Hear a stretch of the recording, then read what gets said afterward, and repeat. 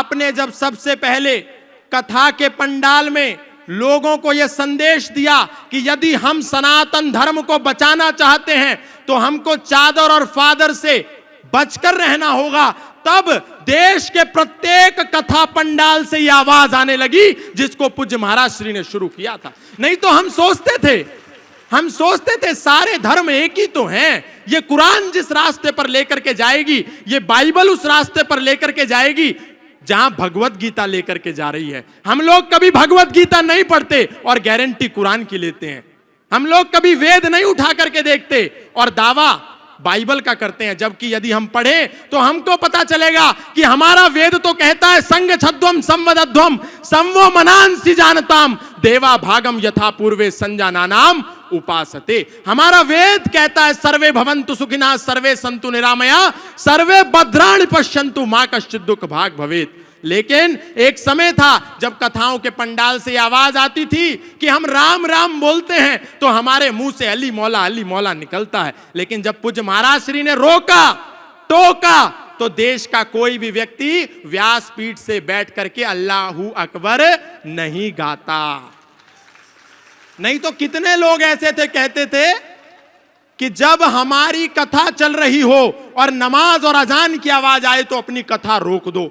अरे बावड़ो, वो जो आवाज आ रही है ला इलाहा इल्लल्लाह मोहम्मद रसूलुल्लाह अशहदु अल्ला इलाहा इल्लल्लाहु व अशहदु अन मोहम्मदन अब्दुहु व रसूलहु, वो कोई इबादत नहीं है। वो तो कह रहे हैं अल्लाह के सिवा कोई इबादत करने योग्य है नहीं और मोहम्मद साहब के सिवा उसका कोई रसूल है नहीं। इसीलिए जब हम अपने क्षेत्रों में राम यात्रा लेकर के निकलते हैं तो पत्थर बरसा करके इसका प्रमाण दिया जाता है कि हमने रोका था कि अल्लाह के सिवा कोई इबादत करने योग्य नहीं है, तुमने क्यों की, इसीलिए तुमको पत्थर मिलेगा। हमारा वेद तो कह रहा है अयम निजा परो वैति गणनाम लघु चेतसाम उदार चरिता नाम तु वसुधैव कुटुंबकम।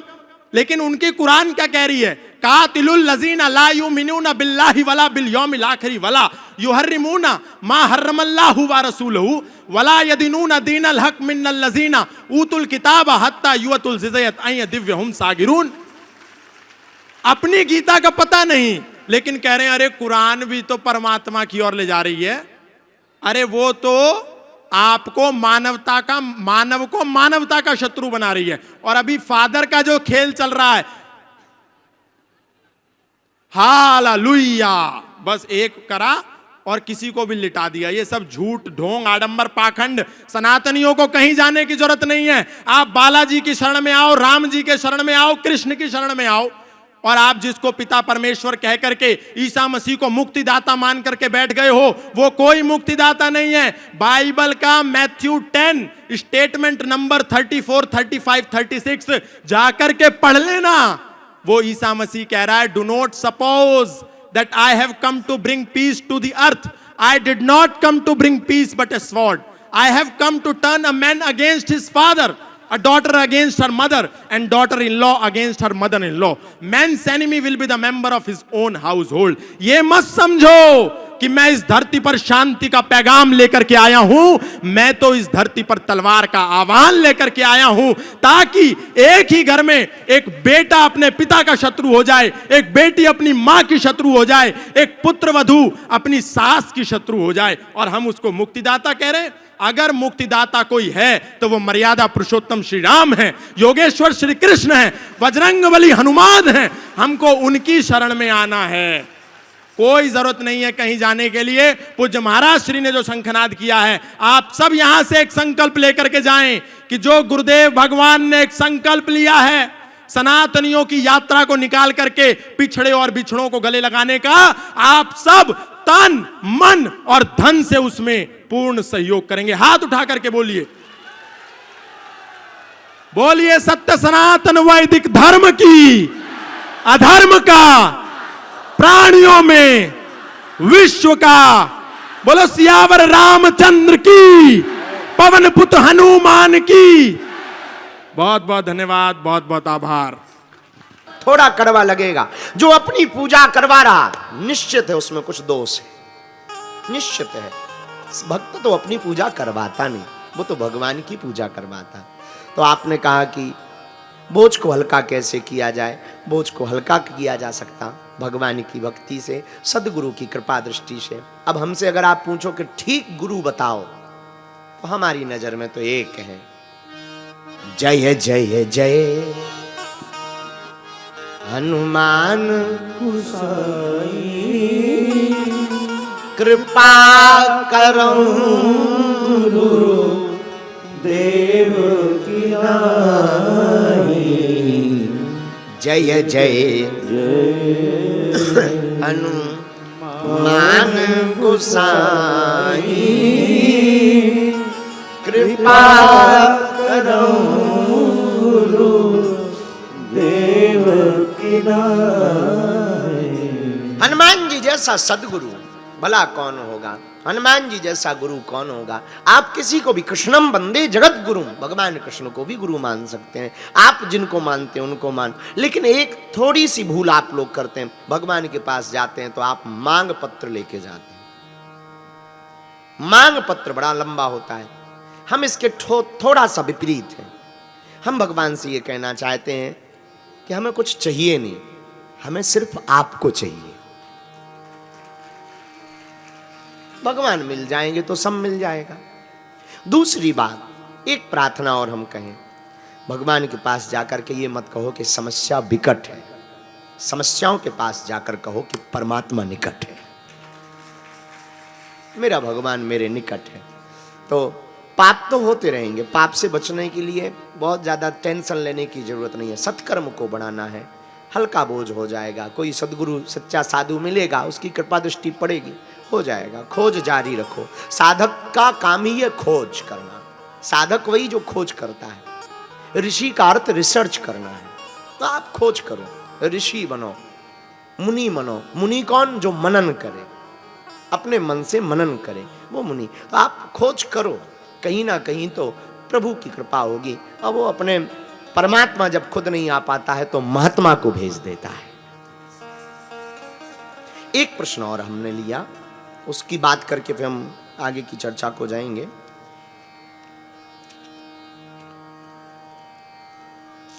ये हमको प्रश्न बेंगलुरु से भेजा है और आपने कहा कि धर्म हमारी रक्षा कैसे करता है? अब भाई कोई राइफल लेके तो खड़ा होगा नहीं। इनका नाम है विजय बहादुर, आप बेंगलुरु से हैं। आपने कहा कि आप धर्म की बहुत चर्चा करते हैं। एक श्लोक है, धर्मो रक्षति रक्षिता, धर्म कैसे रक्षा करता है? कृपा करके इस पर प्रकाश डालने की कृपा कीजिए। आपकी कथाओं को हम सुनते रहते हैं, कई प्रश्नों के उत्तर हमको सहज मिले हैं। इस प्रश्न का उत्तर नहीं मिल रहा कि धर्म पर चल करके धर्म हमारी रक्षा कैसे करेगा। अरे भाई, आंखों की पलक देखी, ये पलक होती ना, क्या बोलते हैं इनको? हैं? पलक ही बोलते हैं ना, आंखों की पलक। अंग्रेजी में क्या बोलते हैं? नहीं नहीं नहीं, ये, अरे ठीक है, तुम कैमरा पे देख लो, ये है, हाँ, ये आई लैक्स, आई लिड, हाँ हाँ सही है, आई एम गुड। आज अंग्रेज भी बैठे हैं, उनको समझ में आनी चाहिए। तो ये जो हुई होती आंखों की पलक, कभी तुम विचार करना, हम एक दिन गौर कर रहे थे, कोई भी कचरा आंखों पे आता है तो बिना बटन दबाए अपने आप बंद हो जाती।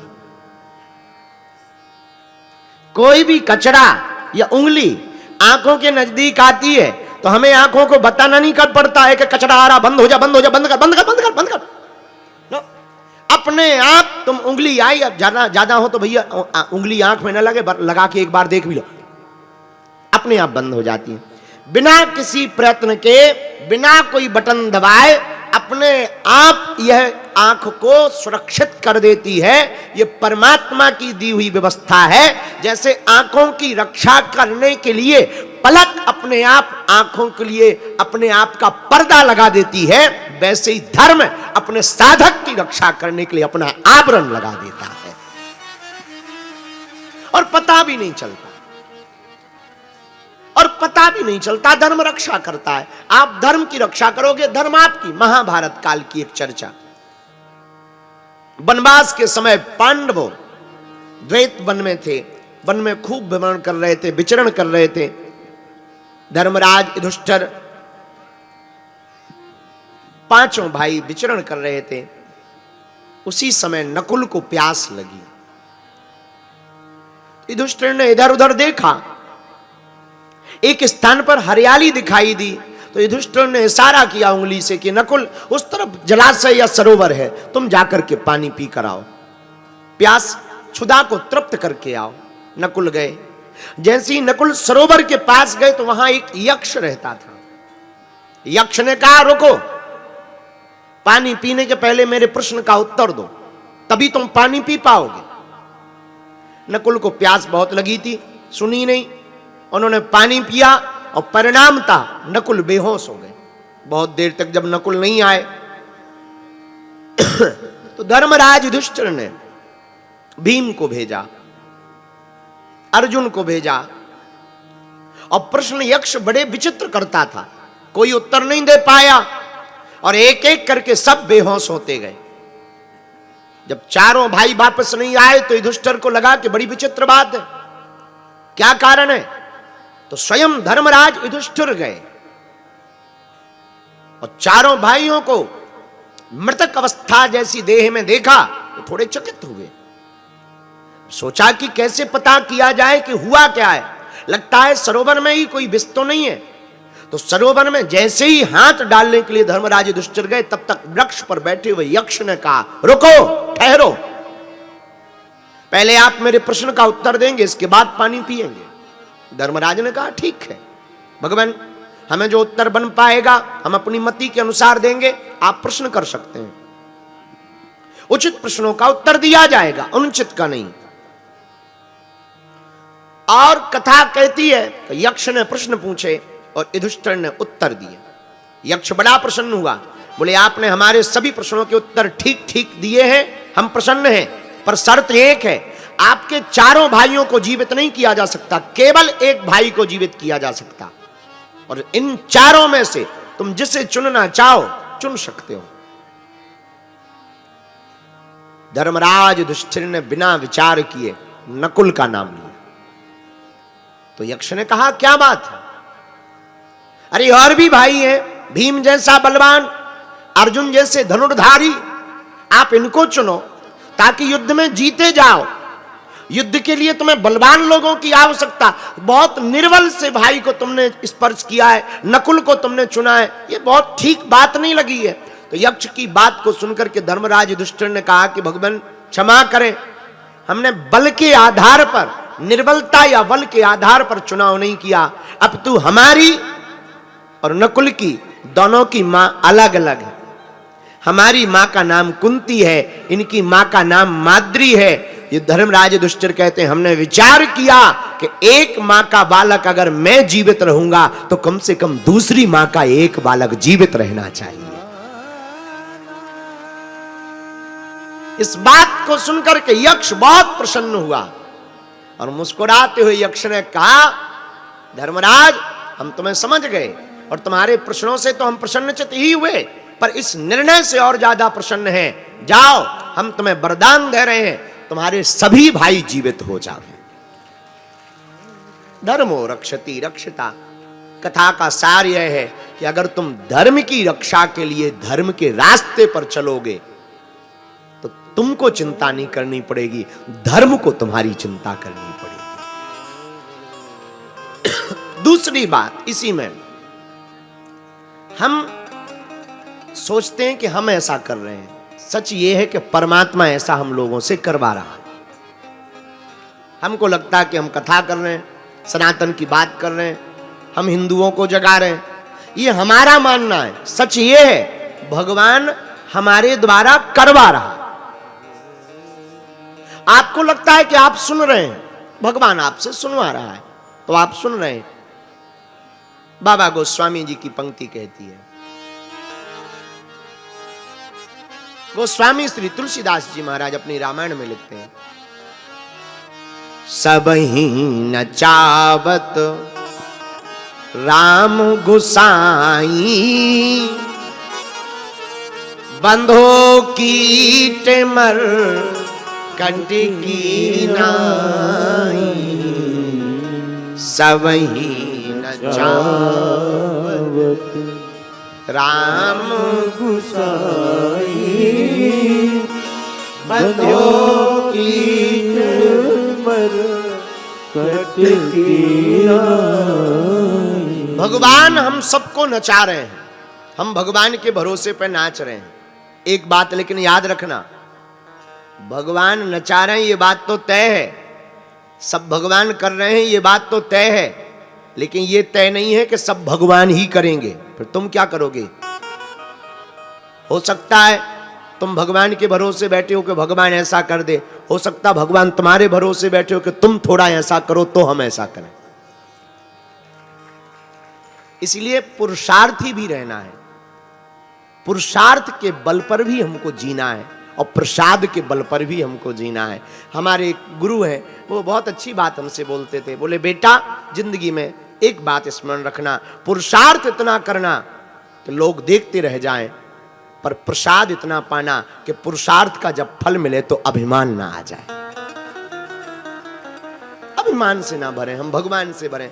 एक बात और हम आपको बोल दें, हम लोग व्रत करते हैं, ज्यादातर लोग व्रत रहते हैं, कोई मंगल रहता, कोई एकादशी रहता, कोई द्वादशी रहता, कोई प्रदोष रहता, कोई गुरुवार रहता। एक माता जी हमें आज मिली, गुरु जी हम तो व्रत हैं, आज हमने कुछ खाया नहीं। हमने कहा अच्छी बात, हमें हंसी आ गई। बोले आप हंस क्यों रहे? हमने कहा भोजन के व्रत हो, कुछ खाया है? बोले नहीं नहीं कुछ नहीं खाया। अरे हम कहे सही सही बताओ। बोले और तो कुछ नहीं खाया, बस सुबह से थोड़ी खीर खा ली थी। हमने फिर धीरे से कहा खीर और कुछ लिया? नहीं नहीं नहीं और कुछ नहीं, बस अभी अभी आते समय थोड़ा पेट में लग रहा था तो 4-5 सेवफल खा लिए।